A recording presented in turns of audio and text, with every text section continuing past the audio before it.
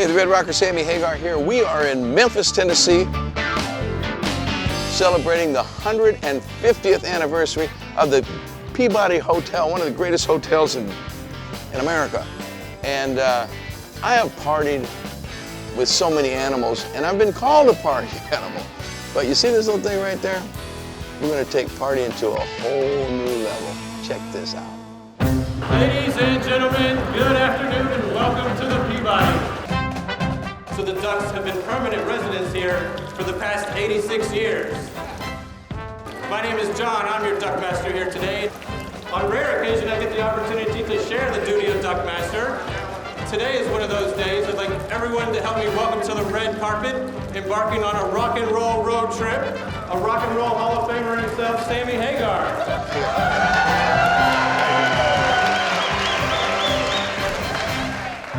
No Duck Master is complete without their very own Duck Master Kane.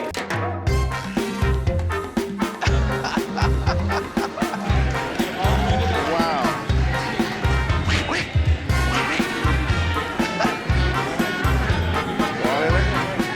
All righty then. I'm gonna have a little word with these fellas. Okay.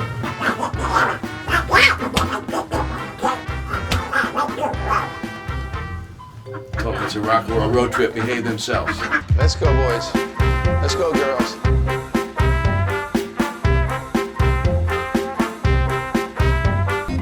Welcome to a rock and roll road trip. Boom! Right here in Memphis.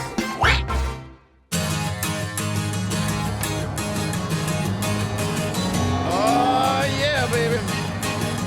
Here we go.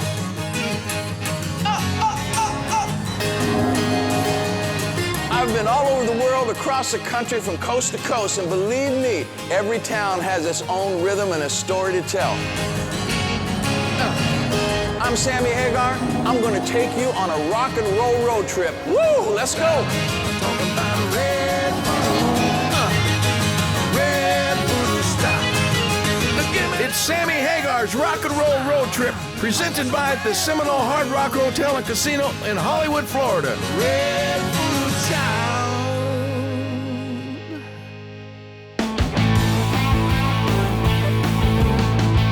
We are here in Memphis, Tennessee, home of the blues, but also the birthplace of rock and roll. Anyone that has watched this show knows me, and they know how important Elvis Presley was to me and to a lot of other artists. So, what are you gonna do? We're here at Graceland. Where? That's the home where Elvis Presley lived. Graceland. The king himself lived there. Woohoo! Now, we're gonna meet someone that actually works here, and they're gonna take me around and show me some of this awesome memorabilia, and I guess I get to put my hands on it. Maybe I can try one of Elvis's outfits on. Ooh. And that's not all they got here. After we're done walking around here, we're going over to the soundstage where George Thorogood is playing tonight. I'm going to talk to George, jam with him a little bit. This is going to be the greatest rock and roll road trip of all time. Okay, they've been kind enough to give me a guide, a person. Angie Marchese is here. Angie, now what is your title? What do you actually do? I have the coolest job in rock and roll. I'll say. I get to take care of all of Elvis's stuff. I'm the Vice President of Archives and Exhibits here at Graceland. Wow, well show me some of the most famous, and I have one that I want to see, but I'll see if you show it to me first, see which one you think's my favorite.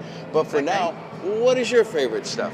Actually, you know what? These jumpsuits are pretty much iconic Elvis. They sure are. Iconic Vegas, iconic Elvis with the capes, the studs, the belts. They're very hot and heavy, all made out of wool gabardine lined in silk. Oh, man. So that's why he used to sweat on stage. Oh, so how much does that weigh? It's got to be. This outfit with cape and everything is probably about 25 pounds. Wow. Yep, well, we're going to head over right over here. Where are we going? Wow, so where are we now? We are now back in 1968. I won't look until you tell me. It's like a Christmas present. Surprise! This is the black leather outfit that Elvis wore for the sixth. Goosebumps. Oh, wait. Goosebumps. I see them. I have goosebumps. But look at, notice the high waters again. There they are, man. That is a strong This is look. the Trinity of outfits from the '68 special. Wow. So Elvis opens the show in a black outfit. He's playing Guitar Man. He does a gospel segment in the burgundy outfit, and then the rock and roll jam sessions in the iconic black leather suit, and then ends it with the white suit singing "If I Can Dream." Wow. Oh. I wish somebody would let me do a TV special and look all good like that and get all dressed up. I'll let you borrow the suits. So Now- you were looking for a special suit. Well, Is that the one? That's the one. That gold suit. There was just something about him in that suit with his black hair and the stance he had. You know, I don't know. I've always loved that suit. I'm gonna have a gold suit made. I don't know why. What else you got? Where are you gonna take me now? I've got a surprise for you. It includes white gloves. Are you ready? Not just one white glove. 2. Are you ready? Yes. All right, head this way. Talk to me, man.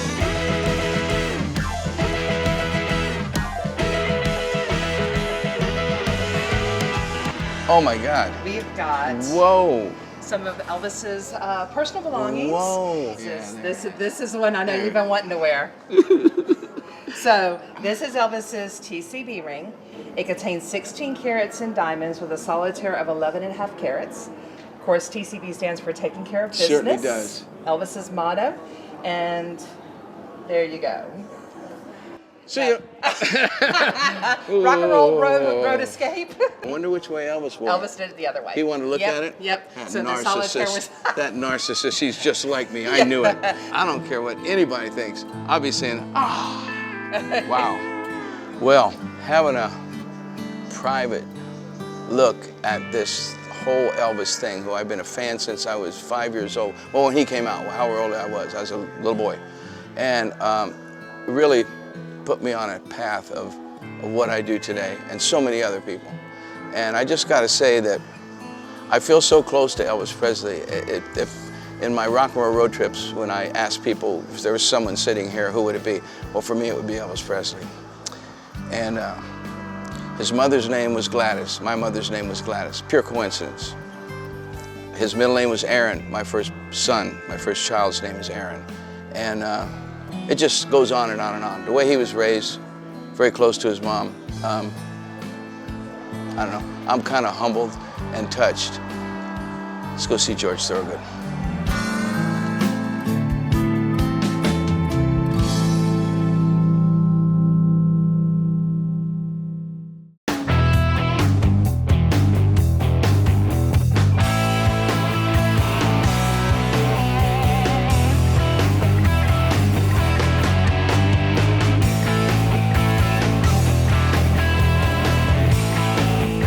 Welcome to another Rock and Roll Road Trip. I'm Sammy Hagar, and I'm sitting here, the guy that's got more identity than anybody on the planet. This is one of them guys you say, well, he's got his own style. No, it's more than that. This guy invented his own style. He is his own style. Whatever all that means, Mr. George Thorogood is on the show with me today, and he's already telling me stuff Anyway, George, thanks for doing the show. That was the most professional I'm going to be. Oh, okay, good. You're off to a good start. Now that the intro's over. Am I really all those things you just said? Yeah, I think so. No, you've got... I'm liking you more and more. You're such a stylist.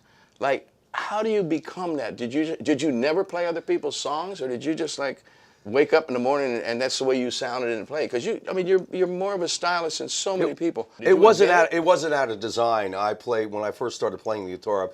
I'm uneducated on the guitar. I virtually had no guitar lessons, and my style was very raw, very off the meter. I made a lot of mistakes, but I listened to primarily blues records to learn the instrument. I was learning the blues playing as I was learning the instrument itself. Robert Lockwood once said to me, he said, "You remind me of John Lee Hooker. You play correctly." I said, "I do." He said, "Why?" Because you play wrong. I'm a big John Lee guy. Well, see, so I was working influences? hard at trying to make it sound like so. So my style was pretty primitive, pretty raw to begin with. And when I do that, people say, "Oh, that kid, he's always trying to make it sound authentic." And our bass player, Bill Blau, would say, "No, this is George trying to clean up his act. This is as good as it's trying to get good. Yeah. We're just trying to get good." Right. But so John Lee, people like that, your influence. That's what I was going to ask you. I mean, who'd you grow up listening to? Well, my first rock and roll hero was the same as everybody else's, same as yours and mine. Elvis. But I can't say his name right. It was either Mick Richards or Keith Jagger. Oh. Whoever that guy is. Oh. Yeah. So yeah, well, you opened for the Stones once. Was that intimidating, or was that exciting, or was that like Did you make friends? No, Sammy, I hated every minute of it. Really? No, come on. Were you playing with the Rolling Stones? You kidding me? That's what I'm saying. It's Keith's my hero. It's my dream, man. You know, that they were so pleasant to me. They said, people would say, you open for the Stones. And when I'd say that, almost to a man, everybody in the Stones said, no, you're not the opening act. You're on the bill. You're on the show. You just happen to be playing first. That's how classy they were. They said, no, there's no opening act. Wow. You're on the show with us. And that was, that meant a lot to me. You know, it meant a lot. They were, they couldn't have been nicer. So when you ask what was it like like my birthday and Christmas morning rolled into one. It was like the first day of summer vacation. Wow, what a trip. The thing that, you know, growing up, you and I, our careers pretty parallel, you know, and we have really never hung around together. I asking all my friends, I mean, country guys, old classic rock guys, anybody. I say, yeah, we're going to do George Thorogood, you know, and I say, you don't know anything, you know, what's he like? You guys ever go, man, I've never hung with George. And everybody tells me you're like this recluse or something. You don't hang out. What's up with that? Well, I don't want to say that. It's just that, Yeah. Someone once said about George, they said, well, George is the kind of person, he likes a crowd in front of him, not a crowd around him. So that's profound as shit. Yeah. I'm totally digging that. Yeah. You know, I'm proud of you though. You've really kept a long career. And the craziest thing that's most impressive to me is, you know, record companies my whole life, being a solo artist, like kind of you have a band, but you're a solo artist. But point is that solo artists, they always put pressure on you need a hit, you need a hit, you need a hit, you need a hit. And you've had freaking hits out of songs that if I would have given to my record company, they would have rejected. They'd say, you can't get this on the radio. This is down home, up blues, you know, rockin' crazy, uncommercial music, you know, long songs. How the hell did you craft that, or did that shit just happen by accident? Well, I came from the era and time when around 67, 68, people started to shy away from saying we just want to hit a top 40 hit, and people made albums all the way. Now, you got to agree with me that you're going to rarely find an album that's fantastic all the way through like Moondance is, all the way through. So record companies were going to say, no, we want to put out a good record as opposed to the top 40 hits. So that's when I came along. That was my time. It was a time of the Allman Brothers and Johnny Winter and Elvin Bishop, and they made really great records, and we'd put them on and listen to the whole thing. And then flip it over. But you went on past that. Well, what happened was unexpectedly, it wasn't by design, somehow FM radio, just before it closed out, picked up Bourbon Scotch in here and played it on the radio. Now, I never expected that, Sam, in a million years. Amen. Never. I'll drink to that. I was like, you're blowing it for me. I'm supposed to be an underground artist here. What are you doing to me? Hey, you know, it's still, you hear your big four all the time. I can't turn on the radio without hearing one of your songs. So they're not only were hits, they become classics. And like I said, it was so unusual. You were just one of them guys, they said, that son of a bitch, look at him, man. He's out there fucking doing that. You trio with the saxophone player, okay, and you having hits. I was on this tour that we did in 1981, a 50-50 tour, and we were stop number 44. Happened to be playing at the Superdome with the Neville Brothers and the Rolling Stones. Now, the night before that, we played a place in Arkansas, a place called the Library, that seated 125 people. The next night, we played at the Superdome and seated 80,000 people. But my point being about that hit thing, I was fooling around with this song in sound checks, not in our shows, during that tour, with this song. And I'm walking backstage, and I'm getting ready to go on, and this man comes up to me, and he introduces himself, and he says, are you writing any songs? Because I was known for not writing songs. I said, actually, I am. I'm trying to put some stuff together. And he said, well, if they're anything like Bone, you're going to do all right. And I said, how do you mean Band of the Bone? He says, yeah. And I said, how do you know about that song? Because nobody knew it. And he goes, George, it's my job to know it. By the way, I'm David Geffen. Oh, shit.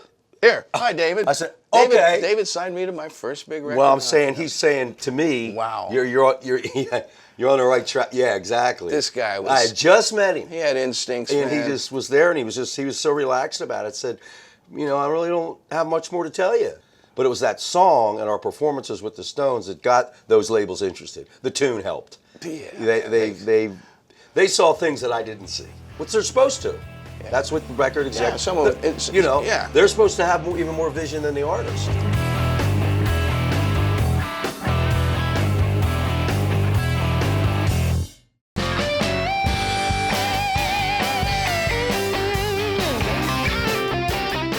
we've had really, really amazing musical luck in this business to get away with the type of music you play. Not because I don't like it. I'm saying it's just not what you call pop music. Here's where the luck factor happens. I look at it both ways, Sam.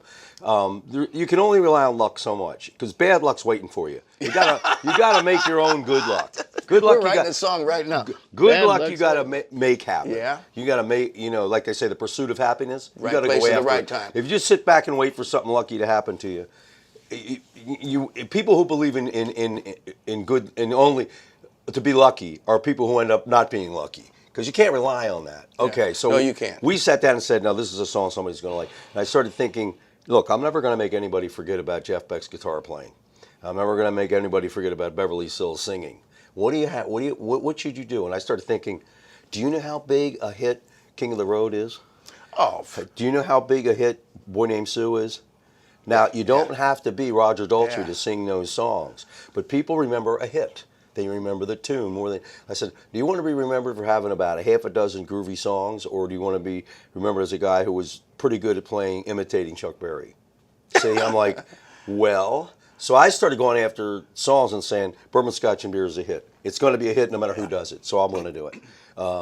Moving on over, I was this close to saying, we got to get into the studio and do Moving On Over. Why? I said, because Linda Ronstadt will find it, get the Eagles to back her up, and they'll blow me right out of the water. She'll get a pedal steel, and it'll be terrific. Hank Williams, a gold mine still. Exactly. So that's what I was going after for day one, and saying, I want to come up with the groovy tunes. How in the heck do you keep a band together 45 years? That's a feat in itself. I mean, and it's called George. Oh, I pay good. Really? You need a bass player or anything? Side band on it? That's a good. I believe you must. Well, aside from it probably has something to do with it's exciting, but probably the top thing is we keep everybody there because of my charming, glowing personality. Is that right? I used to say this. People have said that in the past, it said, about the payroll of what we do with people. And I've had accountants who have said, well, you're paying this person a little too much. And my theory on that was, there is no price on loyalty. You can't put a price on it. Yeah. So that's my reward, saying, for doing that. Just give them a little extra. Just give them a little, extra there. You're a good man. That'll keep them on the team. You're a good man. I think it's so important that if you find good guys in any industry, in any business, you can't live on compliments. No. Well, Ike Turner used to do it with cocaine. I heard him say, okay, here's your 8 ball. That don't work. So here we are in Memphis at the Graceland. Elvis, the king. Maybe in my opinion, maybe the biggest star ever on the planet. Arguably, yeah. And nobody ever says Elvis who. Yeah. Willie's getting that way too, Say, Willie Nelson? What did Elvis mean to you growing up, or what is Elvis freaking Presley? When Elvis Presley hit, you got to understand, I was young, very young. I was like 7 or 8. Exactly. Yeah. When Elvis hit, they were talking about rock and roll. Because I was so young, I did not know rock and roll was a new thing. I thought it had been around forever. Yeah, and that was you just seeing it. I was just hearing everybody else was like this new thing. I go, well, what's so new about it? It's just I wasn't until years later they said no. Right when you started growing up in the 50s, mid or early 50s, that's when rock and roll hit. It hit when you hit. Yeah. So you would just think it's a natural thing, So I never knew that. When Elvis Presley came along, we could feel the vibrations of Elvis Presley right in northern Delaware on Clearview Avenue where I live. I mean, you could.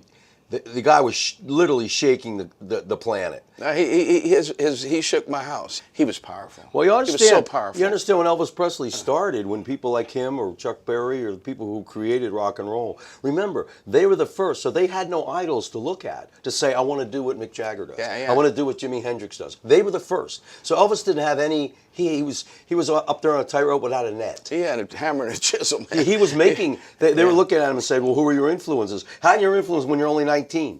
He's just, you know what I mean? He was just doing it. They all were like that. Yeah, now, killer. When the Beatles came along, they had idols. They idolized Little Richard and Elvis and Chuck Berry. And they formulated something. And they actually had incredible confidence to sit there and say, we're going to be bigger than Elvis Presley. Now, that's a heck of a thing to say. It's another thing to believe it, and then another thing to do it. Can we talk confidence here? Okay, George, I have this thing called this or that. Now, this here you can't bullshit me, go Pisces on me. Okay. Well, I like this, but I kind of like that too. And then, you know, that's a Pisces thing, kind of a Libra thing. It is. But okay. So, I think I already know the answer to this one, but it's still complex. Stones and the Beatles. Uh-oh. The Stones, the Beatles are brilliant. There he goes. The Stones are bad. Paul Newman, brilliant. Lee Marvin, bad. Yeah, okay. See, so... No, that'll do. That'll do? That'll do, Okay. because I don't think anyone could really answer that question No. properly. Okay, I don't know if you're a car guy or not, but you remind me of a kind of guy that would be one or the other. Ford or Chevy? Chevy, of course. Really? Ford's I thought you'd be more like a Ford Ford guy. is that's like the American League. Chevy's the National League. I mean, the first time I heard Chuck Berry, he hit this chord on his guitar, and he had this sound that came out, and it sounded just like a Chevy shifting gears. Yeah, they had that high. He made the guitar They had honk. that high whine. Yeah, Chevys honk. have that high whine. Like but that. he's saying about I a said, V8 my Ford. dad's car sounds like that. Okay, never mind. Never mind. Band or solo? Band. Absolutely. B.B. King or Buddy Guy? How about BB Guy? Or Buddy King? How about that? Now you know me. George, what a pleasure talking to you. Thank you very much. You're a fun damn guy. I had no idea you're going to be this much fun. Thank That's you. great. We're going to go jam a little bit at sound check. You mind doing that? We'll see if we can Moving do on something. over. Maybe we can do something. Yeah. You know. Sound check style, you know. Yeah. It's no Yeah. entertaining. We're just, Yeah. I want So I don't believe in sound sessions. I just play. I used to call them afternoon jam sessions. that same thing. Like you said, I've written some of my best songs. Absolutely. They come out of you because you're not pushing it. You're Yeah. not trying to make it happen. It finds me. Yeah, that's me. That's what I said. The song- Not. The Somebody's song at my finds door. me. Woo. Yeah.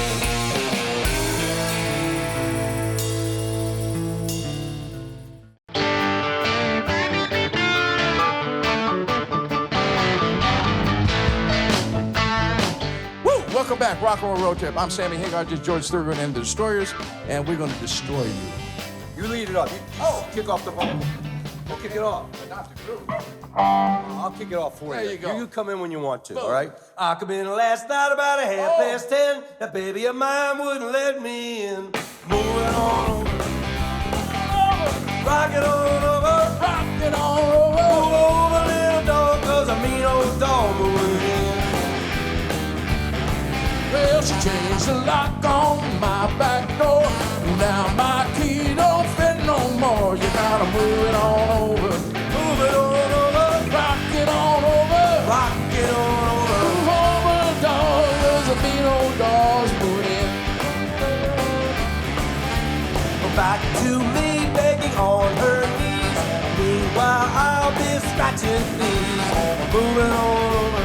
Moving on over. Rock it on over. Rock it on over. Move over, little dog, 'cause a mean old dog moving.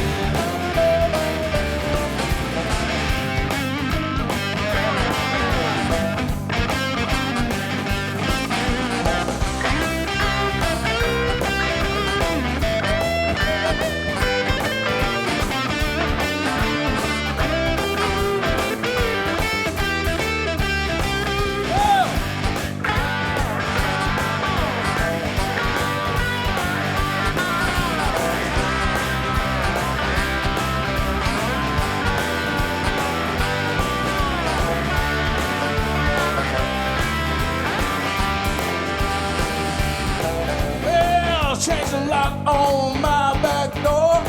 Now my key don't fit no more. You gotta move it on over, huh? Move it on over. You gotta rock it on over. Rock it on over. Well, move a big dog, 'cause a mean old dog's moving in. Something like that, George. We're getting close now. She'll come back to me, begging on her knees. Meanwhile, I'll be scratching fleas. You're moving on over. Moving on over. Rock it on over. Rock it on over. Move over, little dog, 'cause a mean old dog moving in. Moving on over. Moving on over. Moving on over. Gotta move it on over. Moving on over.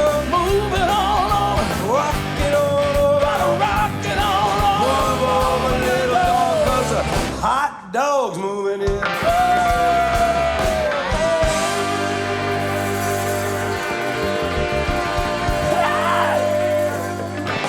Oh, Lord have mercy, it's been done. Did that capture it? Oh, fuck yeah, come on, that was awesome, George. I just want to hear your sound right here in front of you. I want to hear you get up there with that nasty-ass sound. That was me playing clean. Well, I didn't have my sound, I'll tell you that, but it worked out all right. Hey, thank you, gentlemen. Thank you, George. You're welcome. Oh, yeah, this is a gift from the Destroyers. It's the Thorogood White Fang model by Epiphone, which, in honor of your brilliance, your greatness, George. and your friendship, it's yours. George, thank you. My God, White Fang, is that what you call Yeah, this? White Like as Fang, in yeah. Soupy Sales Blues? Exactly, yes. White Fang and the black black tooth? one's black tooth. I got two of them. Oh, well, oh, well, oh, Yeah, well. right. You got it. George, we were cut from the same mold, brother. Oh, this is beautiful. Enjoy. Wow. Goes right on my wall. Thank you. Thank you, gentlemen. Cool. That's unexpected. Every now and then you have a really good rock and roll road trip. We just had one. See you next week.